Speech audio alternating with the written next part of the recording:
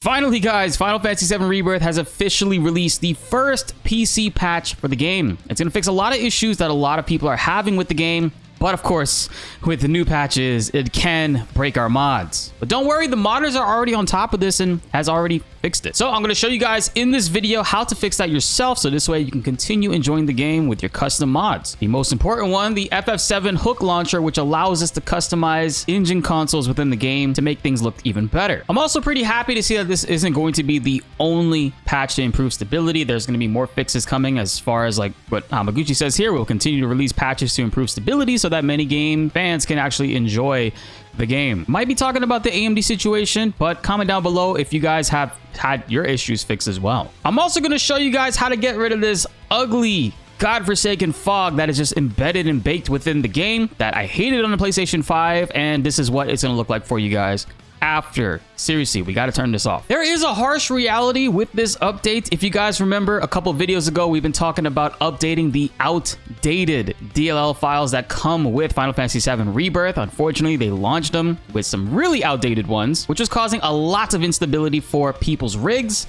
causing soft locks with a lot of high-end PCs. Even if you had it installed on the NVMe, the direct storage DLLs were just not configured well or running properly. Mudahar, another big channel, had been experiencing tons of this, engaging from you guys' comments as well, many of you. And I'm beyond happy to see that this has actually been officially updated, so people that don't necessarily mod their games or even know how to don't have to worry about it and can just play the game and enjoy it. But the funny thing is, they took the exact updated files that we put in our video into the game. So if you've already updated this yourself, you're not really going to see any benefit from this, but either way, your game should be working just fine. If you look on the left here, these are the original Final Fantasy 7 Rebirth DLL files. They are file version 1.1 to 212.610, and these are the ones that we inputted within Final Fantasy 7 Rebirth. It is 1.2, clearly a newer version, 2407, 1501, and today you'll see the date right over here. These are the updated ones that updated on the 3rd, about 3 hours ago for me. They're the exact same files that the modder actually put up on the website for us to download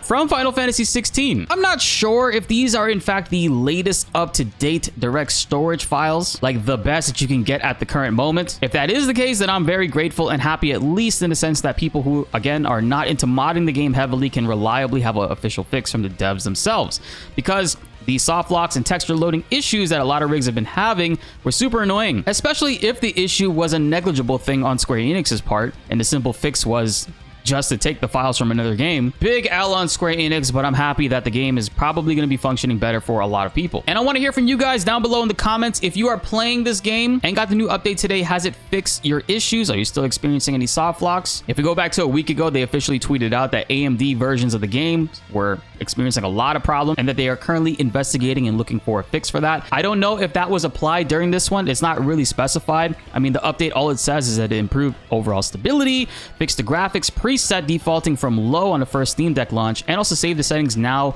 can apply on restart, which is good to see that. I mean, it was kind of annoying if I loaded up somebody else's save file and then it would change all of my settings to theirs. And then the anti-aliasing method defaults to DLSS if you have a rig that can support it. And then, of course, finally updated the direct storage DLL. I commented on this as well, but I would really love to see this game get an actual ultra-wide support. We made a video on how to get ultra-wide support modded into the game. It's not official, but it works extremely well, so I'll be linking that down below for you guys. But I would also love to see frame generation be a thing that the game implements too. I think it would honestly go a long way for a lot of people's setups, and maybe it would be easier for 30 series and under to kind of take advantage of that and use it without it breaking the HUD. These changes are great, but better late than never, I always say, and quite frankly, seriously, pricing wise, better late than never, because shout outs to our sponsor Instant Gaming, link down below. Final Fantasy 7 Rebirth is now $39, the lowest that I've ever seen it, man. This is a crazy good deal, guys. If you've been holding off on buying the game and waiting for the updates to roll in, make sure the game is in a perfect spot. I mean, these prices are better than Steam right now, which has Final Fantasy 7 Rebirth for $48.99 still.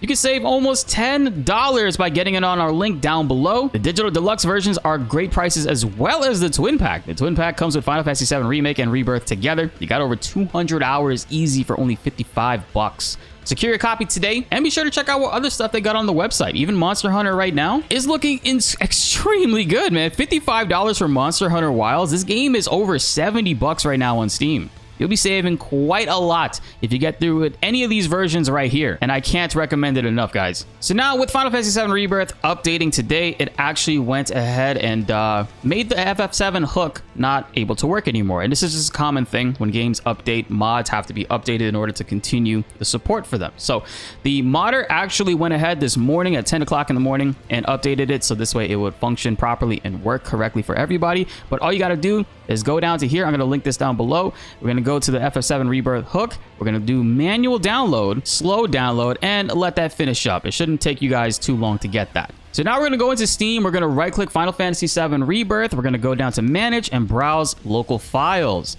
So let's minimize that and put it to the right. On the left here, this is the file that we just downloaded, the Final Fantasy VII Rebirth hook. What you're going to want to do is take the end folder and you're going to drag it into Final Fantasy VII Rebirth. It's going to ask if you want to replace them. Click yes. I already did it, so I'm not going to do that myself. And then the engine INI file, you're actually going to go into your directory. You're going to go down to documents. You're going to go into my games. You're going to find Final Fantasy VII Rebirth. Go to saved, config, Windows no editor. And right inside of here, you can drag your engine INI into here. If you already have an engine INI, don't do this. I mean, it won't make a difference for you guys. But inside your engine INI, we talked about earlier of disabling the fog within the game. And I can't recommend it enough, guys. That's going to be this command right here.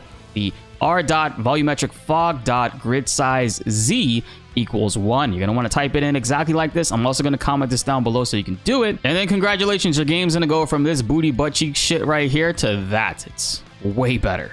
Way better. You might even get some more performance out of it too. Fog in video games is just stupid. We don't need this. We want to crank our visuals up, man. What am I saying? Over the last 2 weeks, Final Fantasy VII Rebirth has been doing extremely well on Steam. Not only is it the best single player PC version of any game that Square Enix has ever released, it continuously hits a 31 peak every single night. Every night it actually hits a pretty solid peak and does a fantastic job of maintaining it, obviously keeping people engaged, enjoying the game, and messing around with all those mods. Yo, and modders got my back. Over the weekend when we were streaming, I was kind of complaining that in Final Fantasy VII Remake, we actually had these cool Naruto eye mods that you could put on any character and swap them in and out.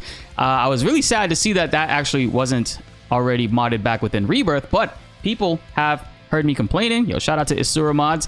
They went ahead and they did one for almost every single character, from Cloud to Tifa, Aerith. I saw Red 13 just got one as well. But essentially, it gives the characters Sharingan, Byakugan, and Rinnegan, which is this one right here. You can't really see it too well in the lighting over there, but I absolutely love these mods. They just look really cool. And they pop especially within cutscenes, as you see like more close-ups and zoom-ins on character faces. I also got a Aerith hair mod too. So I'm glad those are finally been installed, man. What you're going to want to do is go down to files, pick whichever one you want for Tifa, if you want Byakugan or Rinnegan. You're going to go manual download, slow download. And when that finishes, you're going to go back into your Final Fantasy VII Rebirth main folder. We're going to go into end, content, packs, and if you didn't create this already, you got to create a folder that says ~mods, all one word. And when you click inside of there, you're going to drag the Tifa I files into here. That's what I got right over here. Rinnegan Tifa, there's 3 files. You're going to put them in there. And that's the case for all other mods that you have for characters. I also have Cloud's Bright Eyes mod as well. And there we go. We're within the game. Let's zoom in on Cloud's face. All right. I didn't go with the crazy bright eyes. I went with the middle ground one. I think it looks really solid. They're also working on getting his eyes to be the Mako blue, which I think would look great on Cloud, which is what it was supposed to be in the original game. Let's look a little closer at Tifa. You can see if I zoom in right there, you can see her Rinnegan eyes. As a matter of fact, I can actually get in a little closer.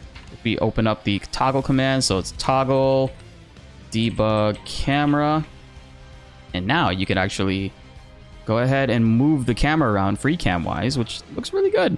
I love the free cam mod. Go a little closer so you guys can get a look at it. It's not as pronounced as it was in Remake, I will admit.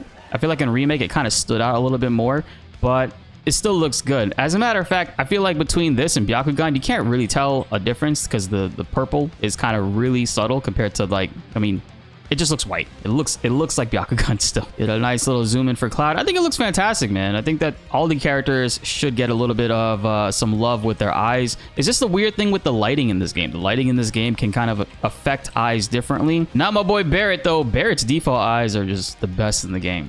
Also, if you guys are interested, I got DLSS 4 embedded within Final Fantasy 7 Rebirth. I'll be making a video this week on how to install it. It's very easy, simple, and straightforward. I'm also going to show you guys how to download the overall system file so you can see exactly which DLSS you have installed in this game, and show you some examples with Marvel Rivals, because before with Marvel Rivals, I had preset render model B DLSS, and I've updated that to match Rebirth, which is now at render preset K, which previously it was J, but J and K both work with DLSS 4. So I'll get you all squared away. I'm loving this modding season of FF7 Rebirth. Please, guys, comment down below if you're still experiencing any issues. I want to keep investigating this further to see what we can get fixed, and I'll be hammering it on Square Enix to really get that ultra-wide mod support and frame gen embedded into this game, because, man, it is 2025. These games should have this already by default. Be sure to like the video if you enjoyed, and subscribe if you're new. Secure your copy today down below with our instant gaming link, and I'll see you guys in the next video. Thanks for watching.